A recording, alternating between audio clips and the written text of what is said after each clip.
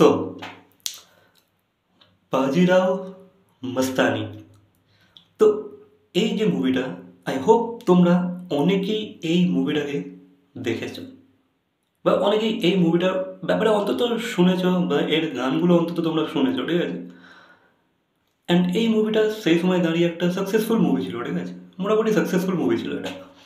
তো এটাকে ডিরেক্ট করেছিল সঞ্জয় লীলা ভনসালি। আর যেমন কি তোমরা জানো যে ভাই এই মুভিতে লিড কাস্টে ছিল দীপিকা আর রণবীর সিং। এবার বিষয়টা হচ্ছে এরা কিন্তু সঞ্জয় লীলা ভনসালির ফার্স্ট চয়েস ছিল না। আর এই যে এই মুভিটা কিন্তু অনেক দিন আগে তৈরি হবার কথা ছিল, বাট এটা ডিলে হয়ে হয়ে হয়ে হয়ে অনেকটা লেট হয়ে গেছে। বাট ভাই দের আয় দুরুস্ত আয়, ওই যে একটা কথাই আছে না। তো মুভিটা সেই লেভেলে সাকসেসও পেয়েছে, আর যেটা সে অ্যাচিভ করতে চেয়েছিল, আই মিন সঞ্জয় লীলা ভনসালি যেটা অ্যাচিভ করতে চেয়েছিল সেটা সে অ্যাচিভ করেছিল। But the real story is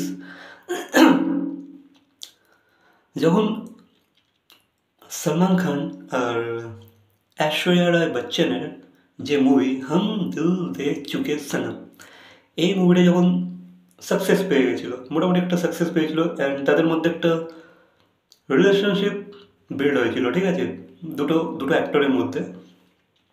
সেই সময় সঞ্জয় লীলা ভনসালি ভেবেছিল যে ভাই এদেরকে কাস্ট করবো আমি এই মুভিটাতে, মানে বাজিরাও মস্তানি মুভিটাতে।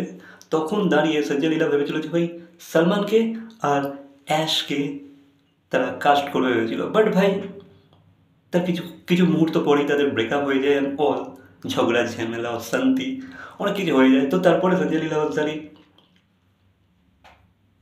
ছেড়ে দিয়েছিল। দেন সে ভেবেছিল দেন দেন সে সলমানের সাথে করিনাকে কাস্ট করবে ভেবেছিল, ঠিক আছে। 2003-তে সে ভেবেছিল এই মুভিটা করবে। তো সে করিনাকে সলমানের সাথে কাস্ট করেছিল, আর রানী মুখার্জিকে কাশি বাইয়ের রোলটাতে কাস্ট করেছিল, মানে ভেবেছিল সে করবে আর কি কাস্ট। বাট মুভিটা হওয়ার কথা অলমোস্ট হবে হবে করেও 2003 থেকে ডিলে হয়ে হয়ে হয়ে হয়ে অনেকটা সময় কেটে গেল। দেন 10 বছরের উপরে কেটে গেছে, ঠিক আছে। দেন সঞ্জয় লীলা ভনসালি ভাবলো 10 বছর পর যখন সঞ্জয় লীলা ভনসালি দীপিকা আর রণবীর সিংয়ের সাথে কলিও কি রাসলীলা রামলীলা যেটা করলো আর কি মুভিটা, তো সেটাতে তাদের কেমিস্ট্রি দেখে, তাদের বন্ডিং দেখে, তাদের হিউজ হিউজ লেভেলের ক্রেজ দেখে ফ্যান্সের মধ্যে সঞ্জয় লীলা ভনসালি ডিসাইড করলো ঠিক আছে এই কাপলটাকে আমি নিতে পারি এই মুভিটার জন্য। আর তখন সে দীপিকা রণবীরকে কাস্টিং মেন কাস্টে নিল, মেন লিডারে, আর প্রিয়াঙ্কা চোপড়াকে দিল কাশি বাই রোলটা।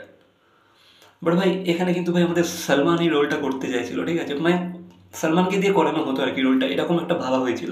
সলমান আর অ্যাশকে, মানে ফার্স্ট চয়েস সঞ্জয় লীলা ভনসালির কিন্তু ওরাই ছিল। দেন তো এরা সব এসেছে, আর মাঝখানে এই মুভিটাকে সঞ্জয় লীলা ভনসালি ভেবেছিল মানে 2003 পরেতে যে শাহরুখকে কাস্ট করবে, ঋত্বিককে কাস্ট করবে, অজয় দেবগনকে কাস্ট করবে, দেন আরও অ্যাক্টর। বাট ভাই শেষমেশ আমাদের रणबीर सिंह उछलता कूदता हुआ इस मूवी को साइन कर लेता है, ठीक है।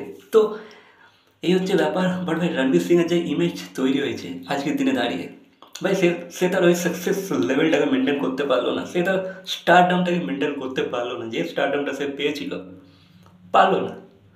বাট দীপিকা তবুও মেনটেন করে যাচ্ছে, দীপিকার একটা স্টেবল ক্যারিয়ার আছে এখন বলিউডে। বাট রণবীর সিংয়ের কিন্তু ক্যারিয়ার খুবই ডামাডোল, ঠিক আছে। তো এই ছিল স্টোরি বাজিরাও মস্তানিকে নিয়ে, যে ভাই তার ফার্স্ট চয়েস ছিল খুবই একজন ডিফারেন্ট পার্সন, বাট ভাই এন্ডে এসে এইসব হয়ে গেছে কেস। তো এই ছিল তোমাদের কি মতামত এই বিষয়ে, অবশ্যই কমেন্ট করে জানাবে। ভিডিওটা ভালো লাগলে লাইক কমেন্ট শেয়ার সাবস্ক্রাইব। তো দেখা হচ্ছে পরবর্তী কোনো ভিডিওর সাথে। Till then by.